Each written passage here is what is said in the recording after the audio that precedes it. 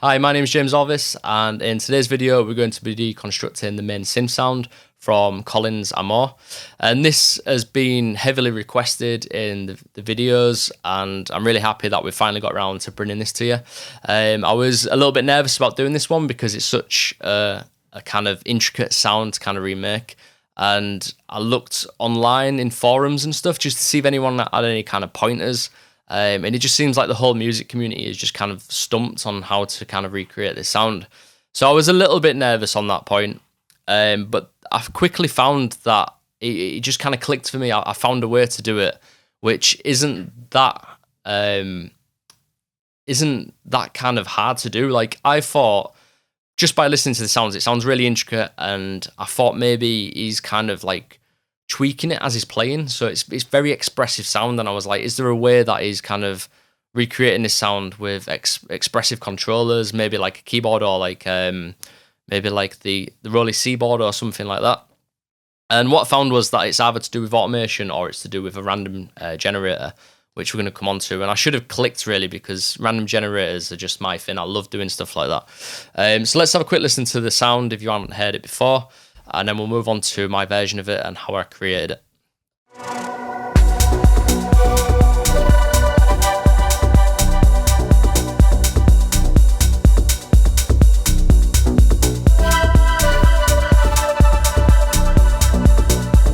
So I'm really sorry I can't play too much of that because we'll get flagged.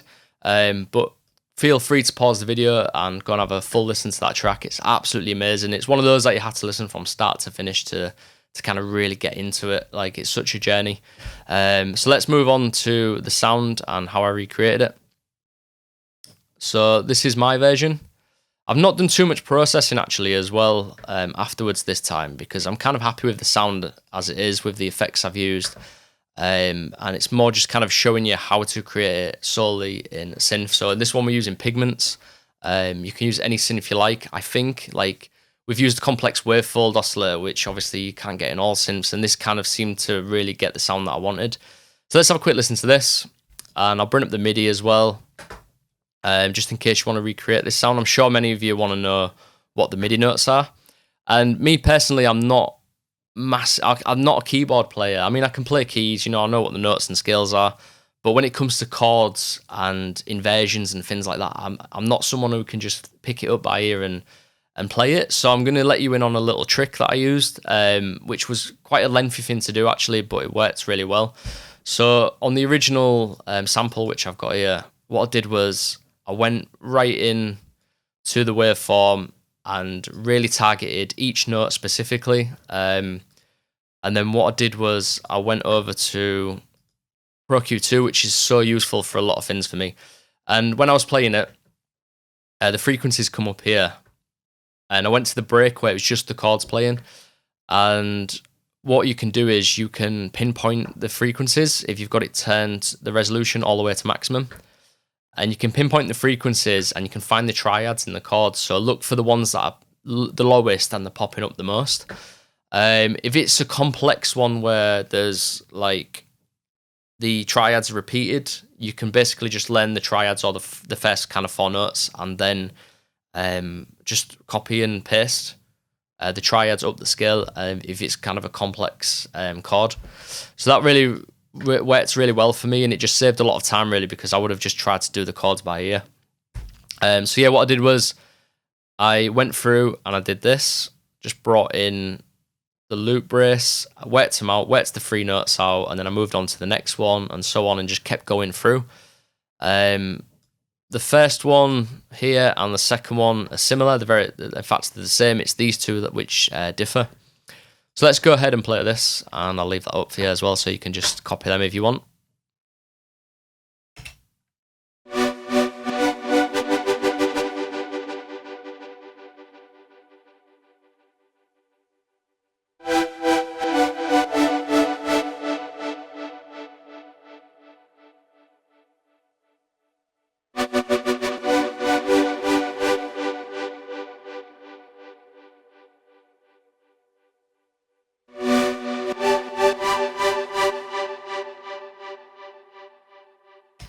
So it's kind of there. What I would do though, if I was making a track with this, I would be a bit more tweaky with that. And I'm sure Colyn has in his own track as well.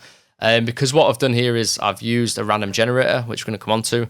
And it's not always kind of perfect where I want it to sit. But it gets the idea across of how it was made without me having to go and draw loads of automations and play you a massive sequence. This is like a better way of doing it. So yeah, if it was me, I would go in and tweak things a little bit, like and record it out as well, so then I can kind of place things where I want them to in the arrangement. So let's go ahead and look at the sound design. So I'm going to just start by getting rid of effects. So let's just switch all these off and we'll bring them on later on. And let's go ahead and get rid of the filter. And also, let me just see, because I've got a lot of stuff going on with the modulation actually. So we'll leave them all on for now, and then I'll go through and talk about them in a second. So we'll start with the oscillators. So the first thing I did was I wanted to try and recreate the sound of Colyn's main sound. Once I did the MIDI notes, I wanted to get the tone right, and then I could move on to the modulation. So I broke it down that way. So I wasn't happy with the initial oscillators that come with the analog engine, so I went into these and I just flicked through until I found something that I liked. So this was the one I landed on, which is Complex Wavefold 1, and I played around with the positioning and landed on this one. So let's have a quick listen to this. In fact, let me just turn off some of this modulation. Let's have a look. I think it's that one and also this one as well. I'm just going to boost it. So we'll have to bring that back down afterwards. So let's have a listen to this first oscillator. So it's complex wavefold. I've got it set up 12 semitones. I've got some detuning on, so I've got two voices. I've set stereo up to 75% to kind of maintain the width so it's not too wide. And then we've got detune at 1.77%. And then moving on to this bit, we've got a bit of phase distortion, and that is set to skew. So let's just bring this down. So it just adds a little bit of something for me. It just kind of works. I was just tweaking these till I got something. And I'll just bring this down as well. So we've got this noise set up, white noise oscillator, and I've just brought that in with the volume.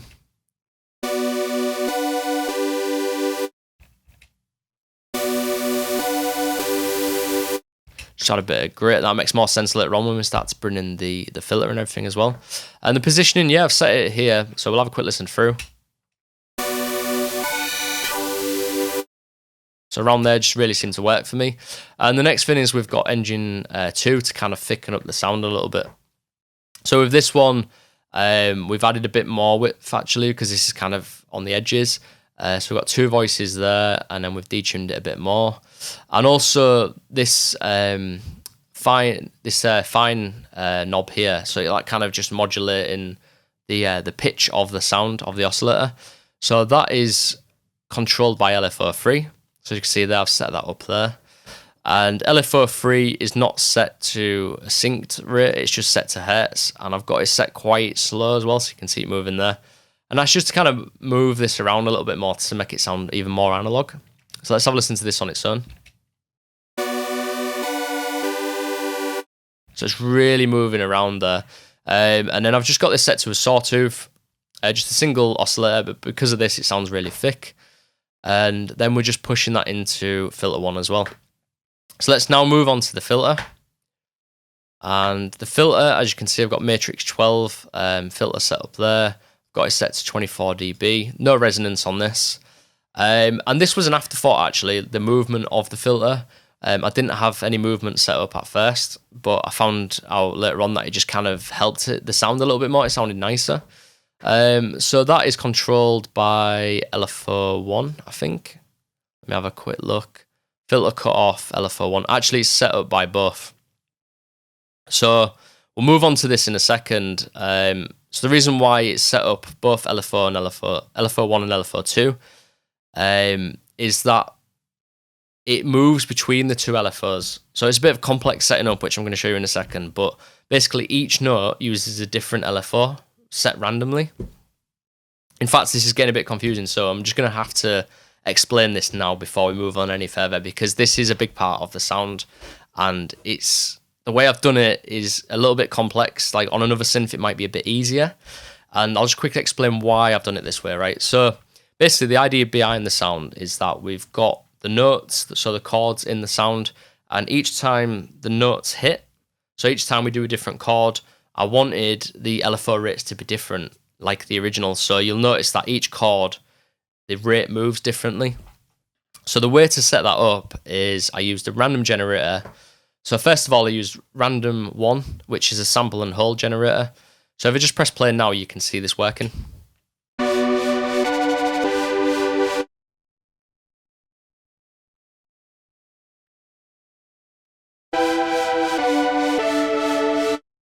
So you can see it moves each time.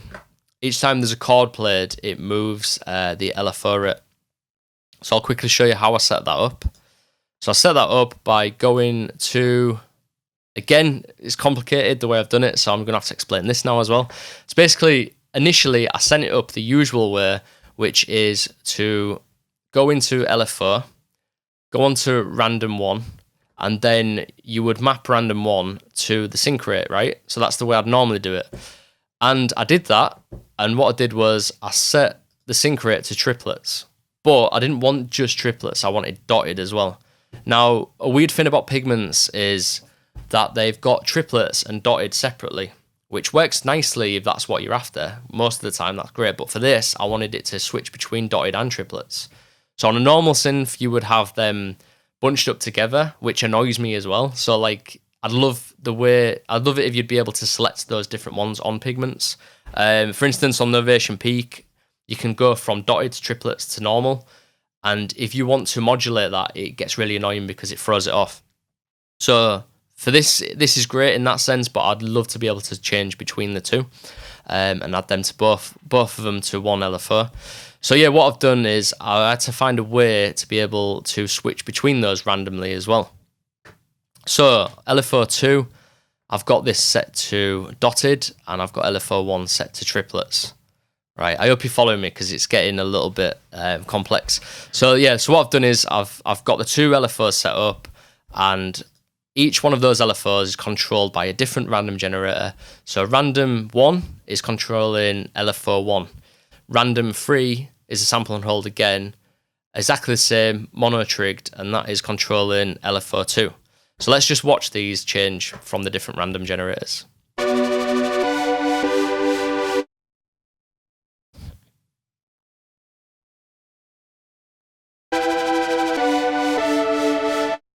So there you go, we've got 2 random generators controlling the 2 different LFOs. Now I needed to find a way to switch between LFO 1 and LFO 2, to switch between them. So one's active, one's not, then switch round, but randomly. So sometimes you might get 2 chords of dotted, and then you might get a triplet, or you might get 3 triplets in one go, or you might get 1 triplet and 2 dotted. You get the point. So basically the way that I tried to do this was with random generator 2, I went for binary. So binary is 0 and a 1, so it's either on or it's off. And let's just watch this in action.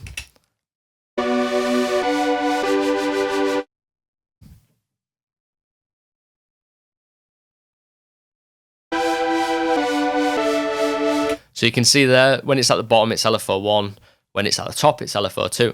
So the way I did that was to go into, let me just try and work this out again, how I did it. Let me have a look at the macros here. So I think it's the macros, they're all set up fine. So yeah, what I had to do as well is a weird way of doing it. This is the random rate here. And to send the random generators to LFO 1 rate and LFO 2 rate, I first had to map macro 4. I had to map it to these here, the LFOs. So when it's switched all the way up, it means that the LFO rates are active. And these are sidechained by random generator 1 and random generator 2. I just found that it worked well when I did it this way. When I did it the usual way, it was doing all kinds of weird stuff on the sync rate. It was gliding between them and things like that. So this is a way that I found around that. Sorry that that's a bit confusing, but it just works that way. And next, we're just going to look at how I then managed to get the LFOs to switch from left to right. So the way that we did it was, I'm going to switch this back on now, this one here, and also this one, and bring this volume back down. Let me just test the gain. Right, so now we've got LFO 1 and 2 controlling this volume knob. So these LFOs are then being sent to this knob here, and also the filter cutoff. So with this, they're getting sent to the volume, so that's creating like a gate sound. So that's the initial sound, and then I just added a little bit on with the filter. So we've got that going. As you can see on LFO 1 and LFO 2, they both go into F1 volume and F1 cutoff. So the next, what I wanted to do was randomize them. So you can see there the side chained by random 2. So this is what we talked about a second ago, where I don't always want LFO 1 to play and don't always want LFO 2 to play. I want them to switch between them. So the way that I've figured out to do this was to sidechain them by random 2. So the on-off is getting sidechained. And all you have to do is copy the settings for LFO 1 and LFO 2. But on the first one, LFO 1, we've got a positive readout. So we've gone 1 all the way to the top, right? And on the second one, LFO 2, we've copied it, and then we've put them in negative. So we've got -1. So we've got +1 and -1, or 100% and -100%. What that means is 0 is -100% and 1 is 100%. So there we go. We've got the switching on and off of the LFOs getting routed to filter 1 cutoff and filter 1 volume. I'm really sorry that this is a little bit complex and a bit mind-boggling. Even looking at this, going back to what I've done, is still hard to kind of figure out. And that's also down to the way Pigments is laid out with the modulations as well. I'd love to see it all in a list. That would be really helpful. Right, so we're at this point now. We've got the oscillators running. We're sending it into the filter. And then we are sending LFOs to the gate, which is the volume, and also the cutoff as well. So let's have a quick listen to this.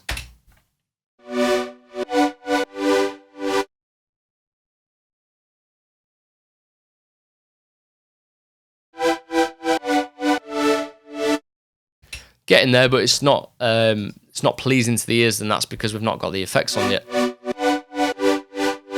So let's go ahead and do that. So the first thing I wanted to do was add a bit of grit. So I'll just put the bit crusher on. I tried distortion, it was just too much. So we've got the bit crusher, and we've set the bit depth to almost like 8-bit, and then we've added a bit of downsample as well.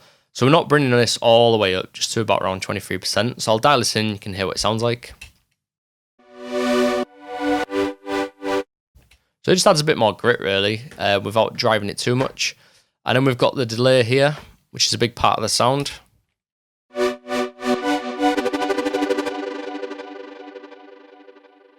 So the delay is really good because it continues the sound for a little bit longer rather than just cutting it off. So what we've done there is we've got it set to 1/8 dots, and then I've got a bit of feedback going on there. Stereo width's all the way up, and ping pong delay as well, so it's going left to right like this. And then we've got dry wet set up quite a lot, so it's 42%. And then we've just added a bit of kind of EQ with the filters by shaving off some of the low end and a bit of the top end as well. Next, just to kind of make the sound bigger, I've added the reverb in. This is what this sounds like on top.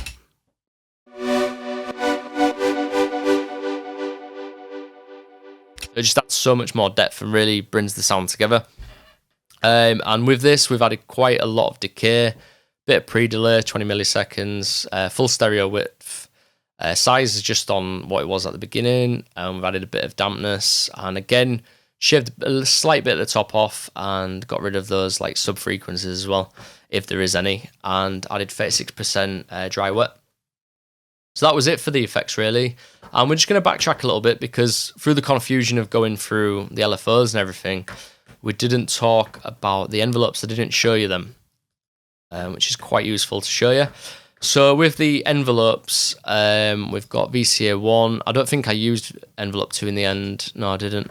So envelope 1 is just the main body of the sound. So what I've done here is I just played around with the decay and the sustain till I felt it was right, till I got the shape. And a little bit of attack as well, so 11 milliseconds. And that's just to kind of gradually bring in the attack of the sound. And I noticed like when listening to Colyn's track that the sound sometimes starts quite quickly and sometimes opens up slowly. And initially I thought that might be like the filter cutoff, you know, like at the beginning it might just open up, and it didn't work with the LFOs. What I realised was it's probably the phase of the LFOs. So you imagine if this is running slower, that acts as like an opening of the sound as well. And if it's fast, then obviously it sounds like it's attacking a little bit faster. The phase at the beginning is started off like this. So it starts quite quickly, but what I wanted to do is added a bit more attack. So what I did was I brought up the phase by 280 degrees, and that allowed like this attack proportion to happen here a little bit more. So I'll bring it up on this one as well. Let's just play this.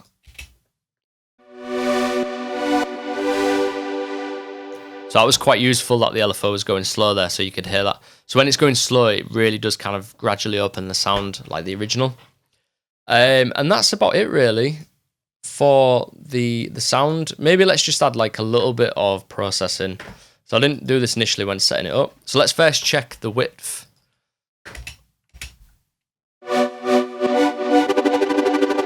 Okay, so I must, because that was already set, so I must have done this and then just switched them off. Let me just switch all these off. So first thing we're going to do is look at the stereo width. So when this was turned off, that was way too much. It was kind of going out of phase, and that's just bringing it a little bit more, but keeping the width. Next, usual thing that I do, send it into a tape machine.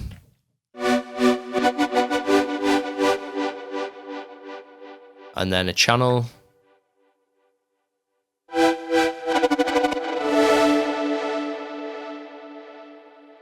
And the other thing that I didn't mention before is that I've got macro 1 set up here to the filter cutoff, so you can see it there. Let me just bring this back down. And what that allows you to do is kind of, in the original as well, you can hear that the filter's being pushed open and closed as well as the song progresses.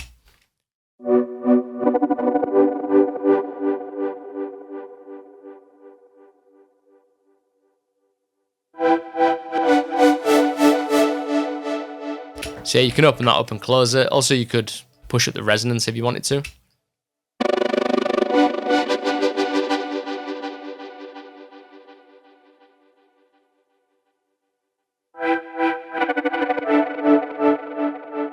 So that's something you could play around with. I don't think he's done that too much on the original track. So that's pretty much it for the sound. And the next thing I kind of want to look at is, you're probably wondering why it doesn't sound like it does in the break, because the breaks, it seems like it's a little bit different. So I'm just going to quickly cover that because it's easy to cover. So what I noticed was that it was actually just down an octave in the break. So when the break hits, it just sounds thicker.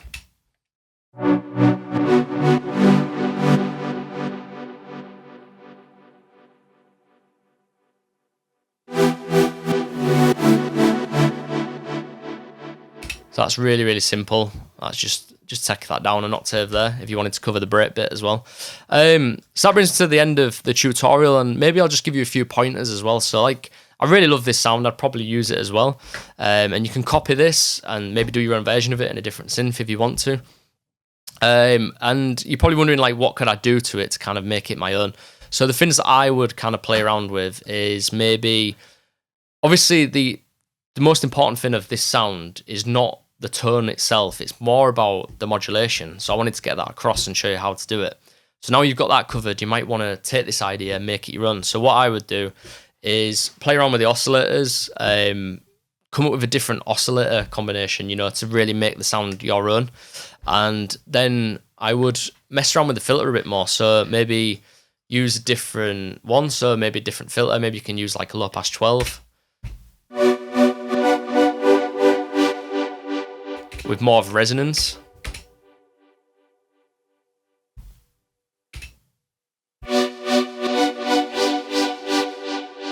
Maybe you could add more noise in, so make the oscillators more noisy. Maybe you could play around with frequency modulation and FM and phase distortion and things like that to get different tones out of it. Maybe you could take so a little bit like the Mathame idea, which is to take off the sync rate and just use it in Hertz mode and play around with it yourself. So like move the LFO rates by hand. That's another thing you could do. Another thing that you could do is the effects themselves. So let me just reset this. So I love to play around with effects for when it comes to builds and things like that. So what you could do is you could be playing it, and then you could start to bring up things like the feedback of stuff. Let's try that.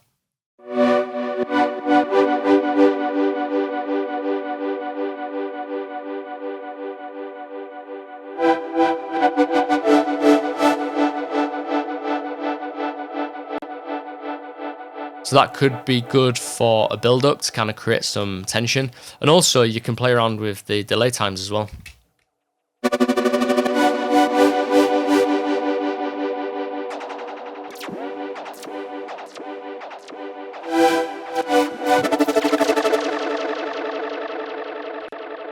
So that could be really fun to play around with. And again, you could like not use these, and you could add your own effects to add your own touch in it. So you've seen other tutorials, like the processing can really change the sound quite drastically. So you could even just take that sound, add guitar rig, bunch of distortion effects, pedals, things like that, to really make this sound your own, because you don't want to go and just copy this sound in its entirety. You want to take the ideas, the key principles, which was the Lfo rates and how that affects the drama of the sound and the dynamics. You want to take that idea, adopt it, and kind of make something out of it that sounds unique to yourself, and to a point where people listen to it and go, oh, that sounds amazing, and they won't put two and two together. They won't know that you've just gone and used Colyn's Amor as a starting point for an idea. For all you know, Colyn could have taken the idea from somewhere else, because that's the way it works. Sometimes you stumble upon stuff accidentally. Sometimes you take inspiration from the people that you love, the music that you love, and then you adopt it and make it your own. And that's how you kind of end up creating your own unique sound. In my view, that's the way that I do it, to try and develop myself. So I hope this tutorial has really helped you clear up some questions about Colyn's sound, especially in this track, and give you an idea of how to recreate it yourself. Hope I've helped clear that up. I'm sorry that it was a little bit confusing when it came to the Lfo wiring and things like that, but hopefully the points got across and you can replicate that in a synth of your choice. If there's any tracks you'd like us to cover in future, if you've got any questions, if there's any struggles that anything you're struggling with that you want us to kind of help you, just let us know in the comment section below and we'll do our best to cover those. My name's James Orvis. Thank you for watching, and I will catch you next time.